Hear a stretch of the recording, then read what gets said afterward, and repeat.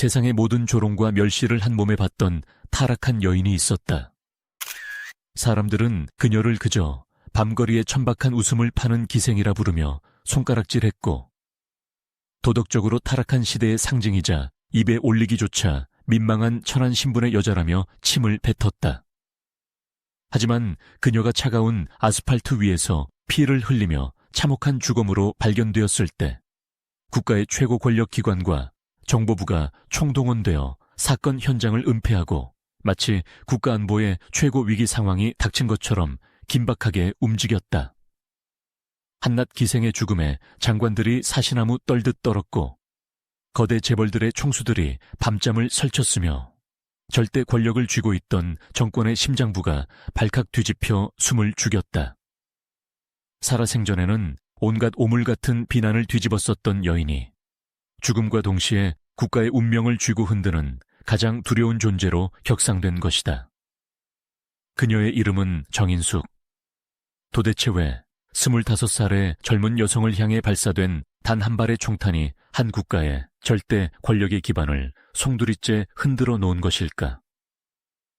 이 기괴하고도 잔혹한 역사의 역설을 이해하기 위해서는 먼저 1970년 대한민국의 짙은 그림자 속으로 걸어 들어가야 한다. 당시의 대한민국은 조국 근대화와 한강의 기적이라는 웅장하고 거창한 구호 아래 맹렬하게 돌아가고 있었다. 겉으로는 매일같이 새로운 공장이 세워지고 고속도로가 뚫리며 국가 경제가 비약적으로 성장하는 빛나는 창하의 시대였지만 그 화려한 넌사인 이면에는 뼛속까지 시린 빈곤과 군사 독재 정권의 억압적인 철권 통치가 공존하고 있었다. 절대적인 권력은 필연적으로 절대적인 부패를 잉태했고 견제받지 않는 권력자들은 자신들만의 견고하고 은밀한 성벽을 쌓아 올렸다. 이 거대한 권력과 천문학적인 부의 융합, 국가의 명운을 가르는 중대한 결정들은 환한, 대낮에 정부 청사나 국회의사당의 엄숙한 회의실에서 이루어지지 않았다. 진짜 권력의 심장부는 철저하게 베일에 쌓인 은밀한 밤의 궁전, 즉 요정이라 불리는 최고급 기생집에 존재했다. 이른바 요정 정치의 황금기이자 흑역사가 만개한 시절이었다. 그 수많은 요정들 중에서도 단연코 최고로 꼽히는 곳은 바로 선웅악이었다. 철통 같은 보안과 삼엄한 경비 속에서 오직 선택받은 소수의 권력자들만이 출입할 수 있었던 이곳은 단순한 유흥업소가 아니라 사실상의 제2의 청와대이자 밀실 정치의 본산이었다. 기와지붕 아래 굽이쳐 흐르는 가야금 소리와 짙은 향내 속에서 대한민국의 장관들, 중앙정보부의 고위 간부들, 그리고 거대 재벌그룹의 총수들이 밤마다 모여들었다. 그들은 최고급 양주와 전통주를 섞어 마시며 수백억 원대의 정부 광급 공사를 수의계약으로 넘기고 정치자금이라는 명목 아래 막대한 규모의 검은 돈을 주고받았으며 정적을 제거하기 위한 무자비한 음모를 꾸몄다. 법과 제도는 그 화려한 병풍 너머로 들어오지 못했고 오직 탐욕과 쾌락, 그리고 권력을 향한 짐승 같은 본능만이 춤을 추는 공간이었다. 선웅악의 은밀한 밀실은 대한민국의 역사가 쓰이는 진짜 집무실이었고 그곳에서 일하는 여인들은 단순한 접대부가 아니라 권력의 최측근에서 가장 위험한 비밀들을 엿듣는 역사의 목격자들이었다. 그리고 이 거대하고 위험한 밤의 제국, 선웅악의 수많은 붉은 꽃들 중에서도 단연코 가장 찬란하고 치명적인 독을 품은 꽃은 바로 정인숙이었다. 1945년에 태어난 그녀는 시대의 풍파 속에서 남다른 총명함과 눈부신 미모를 동시에 부여받은 여인이었다. 당시로서는 드물게 대학 교육을 받았고 유창한 영어 실력까지 갖추고 있었던 그녀는 일반적인 요정의 접대부들과는 차원이 다른 지적 매력과 세련된 매너로 무장하고 있었다. 그녀의 눈빛은 권력자들의 허영심을 꿰뚫어 보았고 그녀의 화술은 굳게 닫힌 정치인들의 입을 열게 만드는 마법과도 같았다. 단순히 외모로 남성을 유혹하는 것을 넘어 정인숙은 그들의 정치적 고민을 들어주고 때로는 외국인 귀빈들을 접대하는 자리에서 완벽한 통역과 의전을 수행하며 권력자들에게 없어서는 안 될 필수 불가결한 존재로 자리매김했다. 그녀는 빠르게 선웅학을 넘어 대한민국 밤의 세계를 통치하는 제1의 마담, 이자 권력자들의 가장 내밀한 동반자로 수직 상승했다. 정인숙이라는 이름 석자는 권력의 정점에 서 있는 남성들에게 달콤한 안식처이자 동시에 빠져나올 수 없는 치명적인 늪이었다. 그녀의 방문을 두드리는 사람들의 면면은 화려함을 넘어 경악스러울 정도였다. 국가의 안보를 책임지는 권력기관의 수장부터 경제개발 계획을 주도하는 경제부처의 핵심 장관들, 그리고 내로라 하는 대기업의 회장들까지 모두가 그녀의 환심을 사기 위해 줄을 섰다. 그들은 정인숙의 품 안에서 스스로 무장해제되었고 술기운을 빌려 자신들의 정치적 야망, 경쟁자에 대한 약점, 뇌물수수 내역, 심지어는 국가기밀에 해당하는 정보들까지 서슴없이 털어놓았다. 정인숙은 겉으로는 부드러운 미소로 그들의 이야기를 경청하며 술잔을 채워주었지만 그녀의 차갑고 이성적인 머릿속은 그 모든 정보들을 차곡차곡 기록하고 있었다. 그녀는 남성들의 허영과 욕망을 교묘하게 이용할 줄 아는 탁월한 지략가였으며 자신이 쥐고 있는 정보가 곧 권력이자 생명줄이 될 수 있다는 사실을 누구보다 잘 알고 있는 영리한 여인이었다. 그녀의 화려한 외출복, 핸드백 깊숙한 곳에는 언제나 작고 낡은 수첩 하나가 자리 잡고 있었다. 훗날 대한민국을 발칵 뒤집어 놓을 이른바 살생부 혹은 죽음의 수첩이라 불리게 될 물건이었다. 정인숙은 요정 정치의 밀실에서 오고 간 모든 대화, 자신을 거쳐간 수많은 거물급 인사들의 실명, 그들이 주고받은 천문학적인 액수의 수표번호와 뇌물 내역, 심지어는 겉으로는 점잖은 척하는 고위직 인사들의 변태적인 성적 취향과 내연 관계까지 그 수첩 안에 꼼꼼하고도 상세하게 기록해 두었다. 그것은 단순한 일기장이 아니라 대한민국을 지배하는 상위 0.1% 권력층의 가장 추악하고 더러운 민낯을 증명하는 완벽한 범죄의 기록이었다. 정인숙은 이 작은 수첩 하나로 한 국가의 내각을 붕괴시키고 수많은 재벌들을 감옥으로 보낼 수 있는 폭발력을 지니고 있었다. 요정의 화려한 샹들리의 불빛 아래에서 권력자들은 자신들이 세상을 지배하고 있다고 믿었지만 실상 그들의 목줄을 쥐고 있는 것은 그들이 한낱 장난감처럼 여겼던 25살의 기생 정인숙이었다. 하지만 권력의 심연을 너무 깊이 들여다본 대가는 가혹했다. 위험한 줄타기를 이어가던 정인숙의 삶에 돌이킬 수 없는 파멸의 그림자가 드리우기 시작한 것은 그녀가 한 아이를 잉태하면서부터였다. 요정 정치의 밤무대에서 쾌락과 욕망은 흔한 일이었지만 생명의 탄생은 전혀 다른 차원의 문제였다. 정인숙이 낳은 아들, 정성일. 그 아이의 핏줄은 평범한 남자의 것이 아니었다. 아이가 자라면서 얼굴의 윤곽이 뚜렷해질수록 당시 대한민국의 권력 서열 2위이자 나는 새도 떨어뜨린다는 무소불위의 권력을 휘두르던 현직 국무총리 정일권의 얼굴을 소름 끼치도록 빼닮아갔다. 절대 권력자의 숨겨진 사생아. 이 끔찍하고도 위험한 진실은 선웅학을 넘어 정관계 전체에 은밀하고도 빠른 속도로 퍼져나갔다. 정인숙은 단순한 요정 마담을 넘어 이제 절대 권력자의 핏줄을 볼모로 잡은 가장 위협적인 존재로 변모했다. 그녀는 이 아이를 무기로 자신의 신분을 세탁하고 떳떳한 삶을 살고자 하는 열망에 사로잡혔다. 아이가 세상의 빛을 보면서 정인숙의 내면에는 단순한 생존 본능을 넘어선 맹렬한 모성애와 함께 굴레와도 같던 자신의 비천한 신분을 벗어던지려는 지독한 갈망이 불길처럼 타오르기 시작했다. 밤의 여왕으로 군림하며 세상 모든 부귀영화를 누리는 듯 보였지만 그녀는 결국 언제든 버려질 수 있는 소모품이자 멸시받는 기생일 뿐이었다. 하지만 이제 그녀의 품에는 대한민국의 2인자, 살아있는 권력의 피가 흐르는 아이가 있었다. 정인숙은 자신의 아들만큼은 결코 기생의 자식이라는 손가락질을 받으며 살게 내버려 둘 수 없었다. 그녀는 거침없는 행보를 시작했다.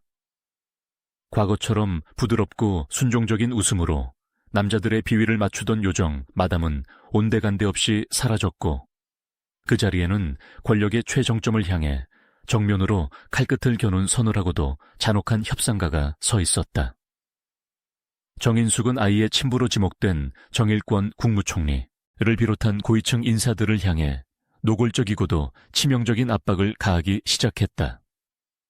그녀의 요구는 단호하고 명확했다. 아이의 호적을 정리하여 정당한 핏줄로 인정할 것, 그리고 자신과 아이가 새로운 삶을 시작할 수 있도록 미국으로 떠날 수 있는 여권과 막대한 체재비를 내놓으라는 것이었다. 오늘날에는 여권을 발급받아 해외로 나가는 것이 지극히 평범한 일상이지만 1970년대의 대한민국은 철저하게 통제된 변경 국가나 다름없었다.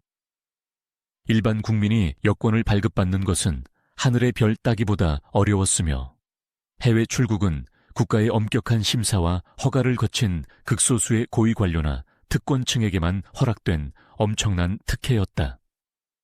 더군다나 막대한 외화를 밀반출하여 미국에서 호의호식하겠다는 기생의 요구는 그 자체로 국가 기강을 흔드는 중대한 범죄 행위로 간주될 수 있었다.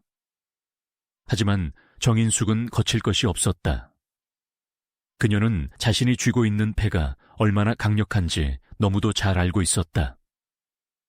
권력자들은 처음에는 그녀의 요구를 일개 여인의 헛된 투정이나 돈을 뜯어내려는 얄팍한 수작쯤으로 치부하려 했다. 그들은 적당한 액수의 돈뭉치와 달콤한 회유로 그녀의 입을 막고 아이를 어둠 속으로 영원히 숨기려 시도했다. 실제로 몇몇 재벌 총수들과 정치인들이 그녀를 은밀히 만나 거액의 위자료를 제시하며 사건을 무마하려 했다는 소문이 파다하게 퍼졌다. 하지만 정인숙은 그들이 던져주는 얄팍한 돈 몇 푼에 만족할 여자가 아니었다. 그녀가 원하는 것은 단순한 부가 아니라 완벽한 자유와 신분 세탁이었다. 돈으로 그녀를 통제할 수 없다는 사실을 깨달은 권력층 내부에 서서히 공포의 그림자가 드리우기 시작했다. 정인숙은 그들의 초조함을 비웃기라도 하듯 가장 치명적인 무기를 꺼내 들었다. 바로 그녀의 핸드백 속에 깊숙이 잠들어 있던 그 낡은 수첩, 살생부의 존재를 언급하기 시작한 것이다. 그녀는 자신을 찾아와 회유하고 협박하는 정보부 요원들과 정치인들의 심부름꾼들을 향해 서늘한 미소를 지으며 경고했다. 내 요구가 관철되지 않는다면, 나와 아이를 당장 미국으로 보내주지 않는다면 이 수첩에 적힌 모든 이름과 그들이 저지른 더러운 짓거리들을 세상에 낱낱이 폭로하겠다고 말이다. 그 수첩 안에는 정일권 총리와의 사적인 관계뿐만 아니라 정권의 실세들이 어떻게 기업으로부터 검은 돈을 갈취했는지, 어떤 방식으로 선거 자금을 조달했는지, 그리고 밤의 밀실에서 어떤 추악한 거래들이 오고 갔는지에 대한 모든 증거가 고스란히 담겨 있었다.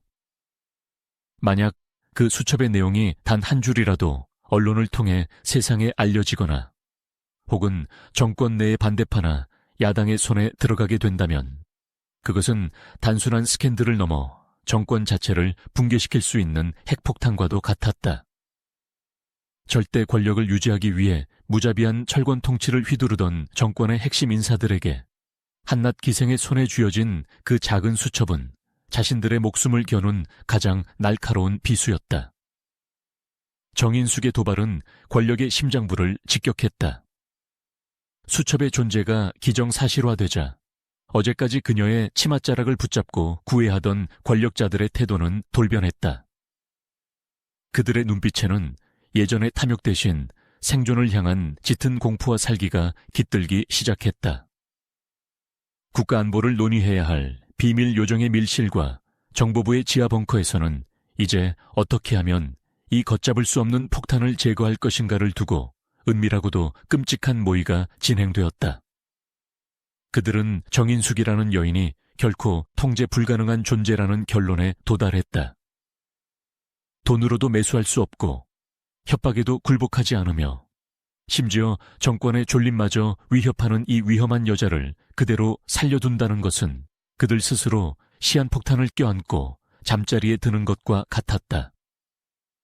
권력의 속성은 언제나 잔인하고 비정하다. 자신들의 기득권과 안전을 지키기 위해서라면 그 어떤 희생도 정당화할 수 있는 것이 바로 무소불위의 권력이었다. 결국 보이지 않는 거대한 손에 의해 가장 극단적이고도 영구적인 해결책이 선택되었다. 그것은 바로 완벽한 침묵, 즉 죽음이었다. 정인숙을 제거하고 그녀가 가지고 있는 모든 증거를 영원히 어둠 속으로 파묻어 버리는 것, 그것만이 권력자들의 밤잠을 설치게 만든 이 끔찍한 악몽을 끝낼 수 있는 유일한 방법이었다. 제거 명령은 누구의 입에서 어떻게 내려졌는지 영원히 미궁 속에 빠졌지만 국가의 가장 깊숙하고 은밀한 조직이 이 암살 작전에 동원되었다는 정황은 훗날 곳곳에서 드러나게 된다. 한 여인의 입을 막기 위해 국가의 공권력과 암흑가의 폭력이 결탁하는 기괴하고도 소름 끼치는 음모가 서서히 그 실체를 갖춰가고 있었다. 정인숙 본인도 자신을 향해 좁혀오는 죽음의 그림자를 전혀 눈치채지 못한 것은 아니었다. 그녀는 주변을 서성이는 낯선 그림자들을 보았고 자신을 미행하는 검은 세단들을 알아차렸다. 생명의 위협을 직감한 그녀는 더욱 절박하게 미국행을 서둘렀고 수첩을 담보로 한 협박의 강도를 더욱 높였다. 하지만 그녀의 발버둥은 거대한 권력의 덫에 걸린 먹잇감의 처절한 몸부림에 불과했다. 그녀가 수첩이라는 강력한 무기를 쥐고 있다고 믿었던 그 순간조차 이미 그녀의 운명은 철저하게 계산된 죽음의 시나리오 위를 걷고 있었다.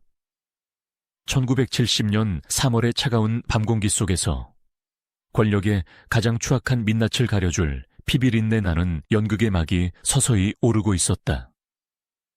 1970년 3월 17일 달력상으로는 분명 봄이 찾아오고 있었지만 밤이 깊어지자 서울의 공기는 여전히 뼛속을 파고들 만큼 차갑고 매서웠다. 낮 동안 불어닥치던 도시의 소음과 매연이 잦아들고 짙은 어둠이 도시의 빈틈을 촘촘히 채우기 시작한 시간이었다. 한강의 검은 물결은 일렁이는 불빛들을 삼키며 소리 없이 흘러가고 있었고 그 강변을 따라 길게 뻗은 강변북로는 인적이 끊겨 새우산한 기운마저 감돌았다. 당시의 강변북로는 오늘날처럼 차량이 꼬리를 물고 달리는 화려한 도시고속도로가 아니었다. 가로등 불빛조차 희미하게 전멸하는, 밤이 되면 짙은 안개와 어둠 속에 잠겨버리는 외곽의 한적한 도로에 불과했다. 바로 이 적막한 강변북로 위를 검은색 코로나 승용차 한 대가 미끄러지듯 달리고 있었다. 헤드라이트 불빛이 차가운 아스팔트 위를 외롭게 쓸고 지나가는 가운데 차창 밖으로 스쳐 지나가는 차가운 밤바람 소리만이 자동차의 낡은 엔진 소리와 섞여 귓가를 맴돌았다. 이 차량의 뒷좌석에는 바로 그 문제의 여인, 대한민국 최고 권력층의 목줄을 쥐고 있던 선후각의 제일 마담 정인숙이 앉아 있었다. 운전대를 잡고 있는 사람은 다름 아닌 그녀의 친오빠 정종욱이었다. 정인숙은 자신을 둘러싸고 급격하게 옥죄 어오는 권력의 살기와 감시의 눈초리 속에서 이제 세상 그 누구도 온전히 믿을 수 없는 극도의 편집증적인 불안 상태에 놓여 있었다. 그녀의 일거수일투족은 정보기관의 감시망 아래 놓여 있었고 낯선 이방인이 운전하는 채 타는 것조차 생명의 위협을 느끼게 할 만큼 그녀를 둘러싼 공기는 살벌했다. 그렇기에 그녀는 유일하게 피를 나눈 가족이자 가장 신뢰할 수 있는 혈육인 오빠 정종욱에게 운전기사 역할을 맡겼다. 정종욱은 여동생의 화려하고도 위험한 삶의 이면을 곁에서 지켜보며 내심 불안감을 감추지 못했지만 권력의 소용돌이 한가운데서 홀로 위태롭게 서 있는 동생의 부탁을 참아 거절할 수 없었다. 남매가 탄 검은색 코로나 승용차 내부는 숨막힐 듯한 침묵으로 가득 차 있었다. 오빠는 백미러로 힐끗힐끗 동생의 눈치를 살폈지만 정인숙은 차가운 창밖만 응시한 채 굳게 입을 다물고 있었다. 그녀의 머릿속은 오직 아들과 함께 이 지옥 같은 나라를 빠져나가 미국에서 새로운 삶을 시작하겠다는 절박한 계획과 품속에 간직한 수첩을 어떻게 무기로 활용할 것인지에 대한 치열한 계산으로 복잡하게 얽혀 있었을 것이다. 그녀의 무릎 위에는 고급스러운 핸드백이 얌전히 놓여 있었다.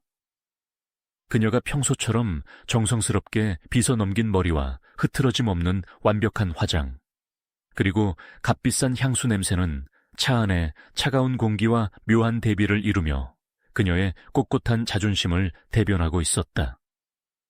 하지만 그녀의 겉모습이 아무리 화려하고 도도해 보일지라도 핸드백의 손잡이를 꽉 쥐고 있는 가녀린 손가락 끝은 미세하게 떨리고 있었다. 그 핸드백 안에는 대한민국을 송두리째 뒤흔들 폭발력을 지닌 뇌관, 즉 수많은 권력자들의 치부와 비리가 낱낱이 기록된 문제의 수첩이 들어있었기 때문이다. 그녀는 이 수첩이 자신과 아들을 지켜줄 유일한 방패이자 가장 강력한 무기라고 굳게 믿고 있었지만 동시에 이 수첩 때문에 자신의 목숨이 시시각각 위협받고 있다는 모순된 현실을 온몸으로 체감하고 있었다. 차창 밖으로 끝없이 이어지는 한강의 어둠은 마치 그녀를 집어삼키려는 권력의 거대한 아가리처럼 보였을지도 모른다. 그들은 목적지를 향해 달리고 있었지만 사실상 그 차가 달려가고 있는 곳은 철저하게 통제되고 기획된 죽음의 무대였다. 코로나 승용차가 절두산 성지 인근의 가장 어둡고 인적이 드문 강변북로 구간에 진입했을 때 일상의 궤도는 순식간에 파괴되었다. 어둠 속에서 유령처럼 나타난 정체불명의 차량이 순식간에 정인숙의 차를 가로막은 것이다. 타이어가 아스팔트를 날카롭게 긁는 마찰음과 함께 차가 급정거했고 정종욱은 반사적으로 브레이크를 밟으며 핸들을 꺾었지만 이미 도주로는 완벽하게 차단된 상태였다. 극도의 긴장감이 차 안의 공기를 순식간에 얼어붙게 만들었다. 헤드라이트의 강렬한 불빛이 눈을 찔러오는 가운데 반대편 차량에서 검은 그림자들이 민첩하고도 소리 없이 빠져나왔다. 그들의 움직임은 일반적인 강도나 괴한들의 난잡함과는 거리가 멀었다. 군더더기 하나 없는 정제된 동작, 철저하게 훈련된 짐승들이 사냥감을 덮치듯 빠르고 정확하게 다가오는 그들의 발걸음은 이 상황이 단순한 우발적 범죄가 아님을 본능적으로 깨닫게 해주었다. 오빠 정종욱이 미쳐 상황을 파악하고 입을 떼기도 전에 죽음의 사자는 이미 차창 밖으로 바짝 다가와 있었다. 어떠한 대화나 고성, 경고조차 없었다. 찰나의 침묵을 찢고 고막을 터뜨릴 듯한 굉음이 밤하늘을 갈랐다. 탕, 탕, 탕. 연속된 총성이 한강의 차가운 수면 위로 날카롭게 메아리쳤다. 유리가 박살나며 사방으로 튀어올랐고 매캐한 화약 냄새가 좁은 차 안을 순식간에 가득 채웠다. 권력자들이 그렇게도 두려워하던 대한민국의 제일 마담 정인숙의 마지막은 너무도 허무하고 처참했다. 암살자가 발사한 45 구경 권총의 차가운 총탄은 정확히 그녀의 가슴과 머리를 관통했다. 권력자들을 쥐락펴락하던 그녀의 지성도, 수많은 남성들을 매혹시켰던 눈부신 미모도 45 구경 권총의 잔혹한 파괴력 앞에서는 한낱 나약한 고깃덩어리에 불과했다. 뜨거운 피가 분수처럼 솟구쳐 그녀의 값비싼 옷깃을 적셨고 차창 밖으로 무언가를 외치려던 그녀의 입술은 붉은 픽거품만을 토해낸 채 차갑게 식어갔다. 한때 대한민국의 밤을 지배했던 여왕의 죽음치고는 너무나도 초라하고 잔인한 최후였다. 그녀가 생명줄처럼 꽉 쥐고 있던 핸드백은 피투성이가 된 채 바닥으로 떨어졌고 대한민국을 뒤흔들 뻔했던 그 위험한 비밀의 기록들도 주인의 피에 젖어갔다. 암살자들의 임무는 단순히 정인숙의 숨통을 끊는 것에서 끝나지 않았다.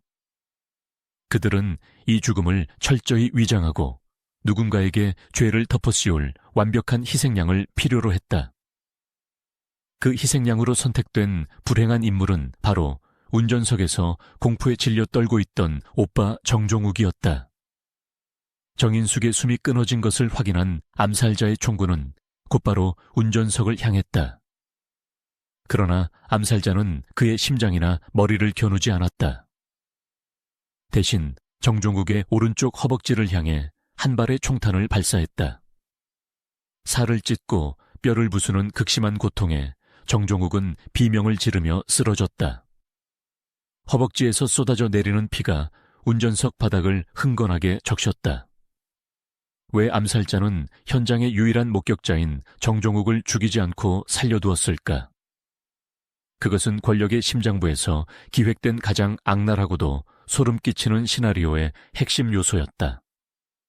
살인사건에는 범인이 필요했고 가장 가까운 혈육이자 현장에 함께 있었던 오빠가 여동생을 쏘고 자해한 것으로 꾸미는 치정, 살인극이야말로 정치적 암살의 흔적을 지우는 가장 완벽한 위장막이었기 때문이다. 정종욱의 의식이 고통으로 인해 아득해져 가는 동안 암살자들은 신속하고도 일사불란하게 움직였다. 그들은 차량 내부를 뒤져 정인숙의 핸드백과 문제의 수첩, 그리고 현장의 유력한 증거물이 될 만한 것들을 챙긴 후 어둠 속으로 유령처럼 스며들어 사라졌다. 그 모든 과정이 끝나는 데에는 채 몇 분이 걸리지 않았다. 그들이 타고 온 차량은 타이어 자국 하나 남기지 않은 채 어둠의 장막 너머로 자취를 감추었고 참혹한 살육의 현장에는 총상으로 신음하는 정종욱의 헐떡이는 숨소리와 부서진 차창 틈으로 밀려드는 강바람 소리만이 맴돌았다. 조금 전까지 최고 권력자들을 향해 도끼를 품고 복수를 다짐하던 여인은 이제 차가운 시신이 되어 뒷좌석에 널브러져 있었고 동생을 지키려 했던 오빠는 하루아침에 희대의 살인마로 전락할 덫에 빠진 채 피를 흘리고 있었다. 서울의 밤은 그 잔혹한 살육을 조용히 품어주었고 언제나처럼 아무 말 없이 흘러가는 한강의 물결만이 모든 진실을 목격했을 뿐이었다. 이 처참한 살인사건은 끝이 아니라 또 다른 끔찍한 시작을 알리는 서막에 불과했다. 발사된 총탄은 한 여인의 생명을 앗아가는 데 그치지 않고 권력의 가장 어둡고 깊은 심연을 건드려 잠들어 있던 괴물을 깨워버렸다. 정인숙이 죽었다는 사실이 상부에 보고되는 순간부터 사건 현장은 일반적인 경찰의 살인사건 수사 관할을 벗어나 국가정보기관에 보이지 않는 통제 아래 들어가게 된다. 시신이 발견되고 사건이 수면 위로 떠오르기 전 그 짧은 어둠의 시간 동안 권력의 하수인들은 미친 듯이 증거를 조작하고 각본을 다듬으며 거대한 은폐 작전을 가동하기 시작했다. 한 여인의 입을 영원히 막음으로써 뇌관을 제거했다고 안도한 권력자들은 이제 그녀의 죽음이 몰고 올 후폭풍을 완벽하게 차단하기 위해 국가 시스템 전체를 기만할 준비를 마쳤다. 아스팔트 위에 흥건하게 고인 정인숙의 피가 미쳐 마르기도 전에 대한민국의 현대사를 피로 물들인 가장 기만적이고도 추악한 연극의 제2막이 숨가쁘게 오르려 하고 있었다.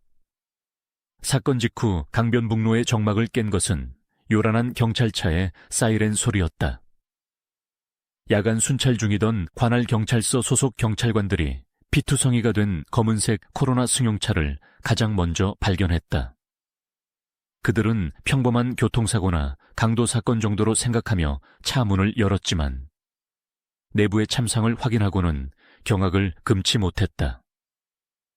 뒷좌석에는 최고급 양장을 입은 젊은 여성이 머리와 가슴에 총을 맞고 즉사해 있었고 운전석에는 오른쪽 허벅지에 관통상을 입은 30대 남성이 피를 흘리며 신음하고 있었다. 경찰은 즉각 피해자들의 신원 파악에 나섰고 뒷좌석의 시신이 대한민국 최고 요정 선웅각의 간판 마담인 정인숙이라는 사실을 확인했다. 운전석에서 고통에 몸부림치던 남성은 그녀의 친오빠이자 운전기사인 정종욱이었다. 초기 조사에서 정종욱은 아직 충격에서 헤어나지 못한 채 경찰에게 자신이 목격한 진실을 있는 그대로 진술했다. 정체불명의 차량이 길을 막았고 검은 옷을 입은 괴한들이 순식간에 나타나 동생을 쏘고 자신의 허벅지에 총을 쏜 뒤 사라졌다는 것이었다. 그의 진술은 명확했고 현장의 정황 역시 전문적인 킬러에 의한 계획적인 암살을 강하게 가리키고 있었다. 하지만 현장에 관할 경찰서의 상급 간부들이 도착하기 시작하면서 사건의 기류는 180도 달라지기 시작했다. 평범한 살인사건 현장에는 결코 나타날 리 없는 중앙정보부 소속 요원들과 정체 모를 고위급 인사들이 하나둘씩 강변북로로 모여들었다. 그들은 도착하자마자 일선 경찰들을 매몰차게 밀어내고 사건 현장을 완벽하게 통제했다. 초동 수사의 기본인 현장 보존과 증거 수집은 철저하게 무시되었다. 정보부 요원들은 정인숙의 차량 내부를 샅샅이 뒤지며 무언가를 미친 듯이 찾았고 차량의 타이어 자국이나 범인들이 남겼을지도 모를 단서들은 그들의 구둣발에 의해 의도적으로 훼손되었다. 가장 중요한 물증이었던 정인숙의 핸드백과 그 안에 들어있었을 수첩은 그들의 손에 들어가 흔적도 없이 사라졌다.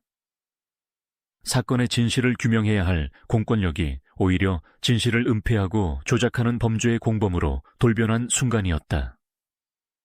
총상을 입은 정종욱은 구급차에 실려 병원으로 후송되었지만 그를 대하는 태도는 피해자를 향한 구호가 아니었다.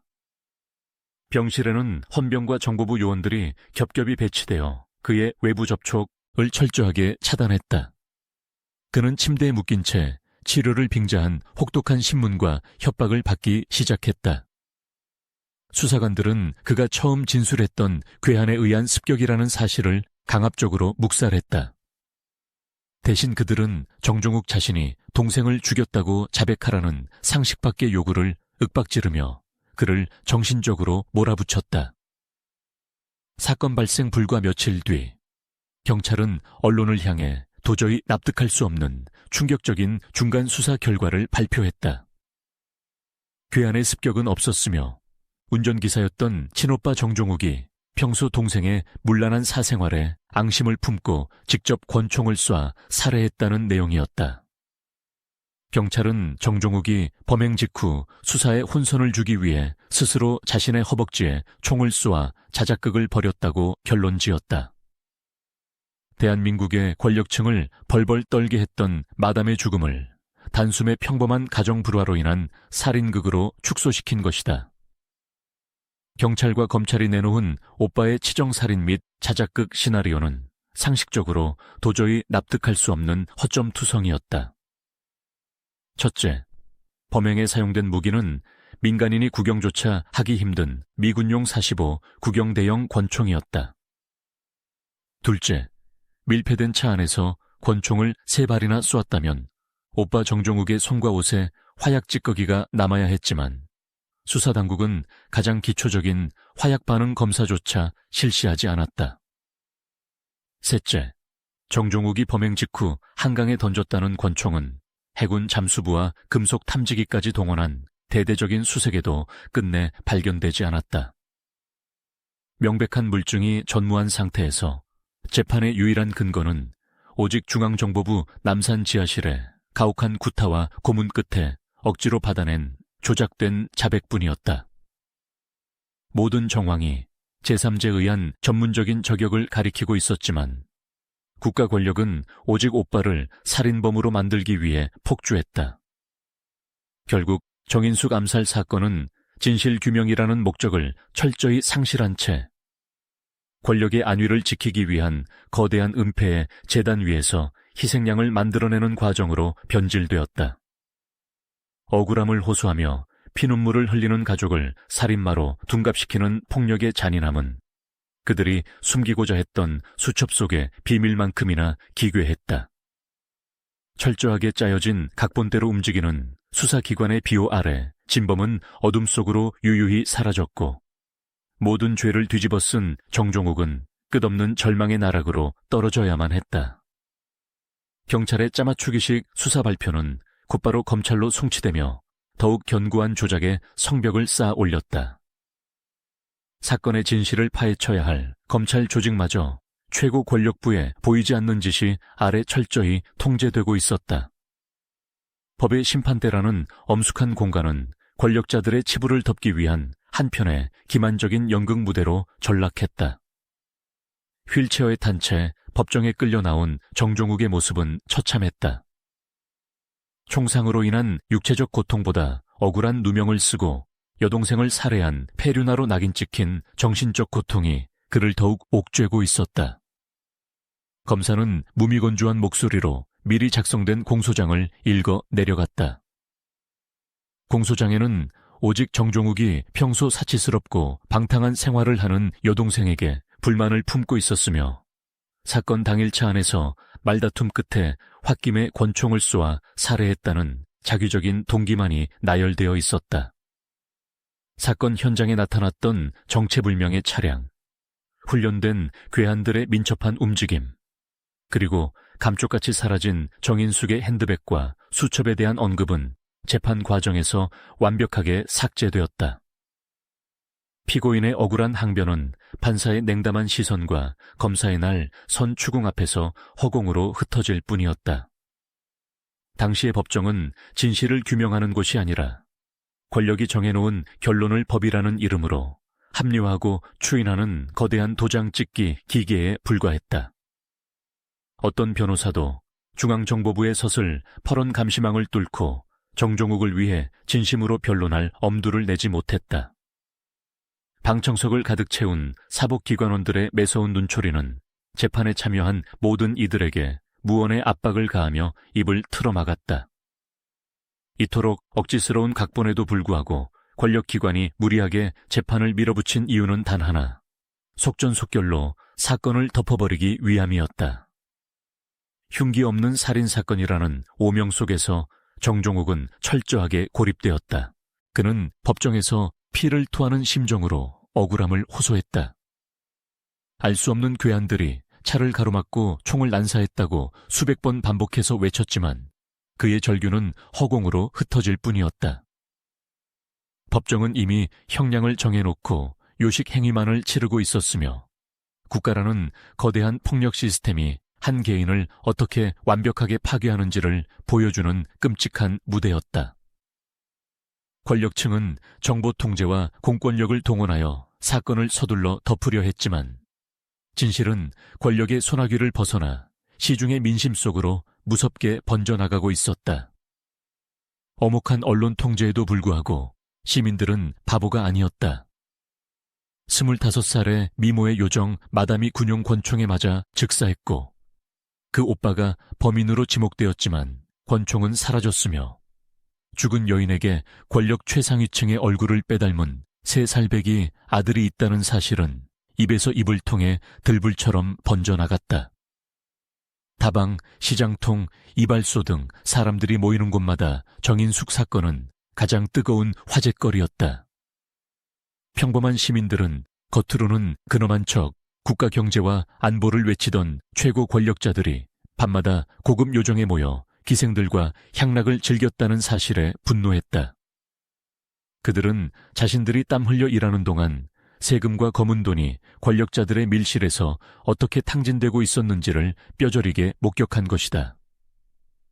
정인숙은 비록 비난받던 기생의 신분이었지만 대중의 눈에는 오히려 부패하고 잔혹한 권력의 희생양으로 비치기 시작했다. 그녀가 남겼다는 전설적인 살생부 수첩에 관한 소문은 살이 붓고 과장되어 정권 실세들의 뇌물 액수와 부도덕한 사생활이 낱낱이 적혀 있다는 구체적인 이야기로 변모하여 전국을 떠돌았다. 권력자들이 사건을 감추려 발버둥 칠수록 대중의 호기심과 의혹은 더욱 걷잡을 수 없이 증폭되고 있었다. 특히 가장 민감한 뇌관은 정인숙이 남긴 아들 정성일의 존재였다. 대중들은 그 아이의 얼굴 생김새를 두고 당시 정일권 국무총리를 명확하게 지목하고 있었다. 아빠가 국무총리라는데 오빠가 동생을 왜 죽이겠는가? 권력자가 자신의 치부를 덮기 위해 자객을 보낸 것이다. 라는 확신에 찬 목소리들이 정보부의 감시망을 뚫고 터져나왔다.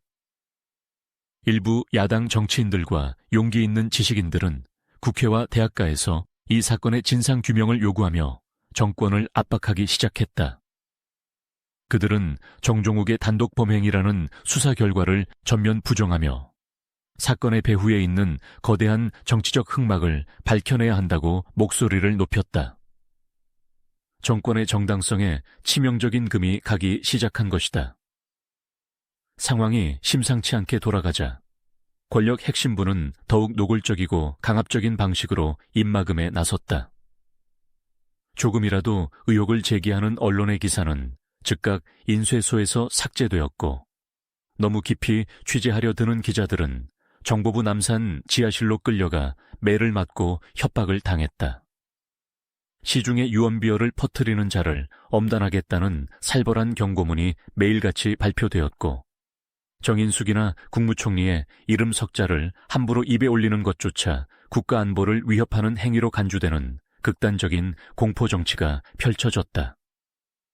거리는 겉보기에 평온을 되찾은 듯 했지만 그 밑바닥에는 정권의 기만과 폭력에 대한 거대한 분노가 활화산처럼 끓어오르고 있었다. 결국 예정된 수순대로 법원은 정종욱에게 사형이라는 끔찍한 형벌을 선고했다. 훗날 항소심과 대법원을 거치며 무기징역으로 감형되기는 했지만 그것은 결코 자비나 관용이 아니었다. 죽여서 입을 영원히 막는 것보다 차디찬 독방에 가두어 평생 동안 권력의 공포에 떨게 만드는 것이 진실을 묻어두는데 더 효과적이라는 잔혹한 계산의 결과였다.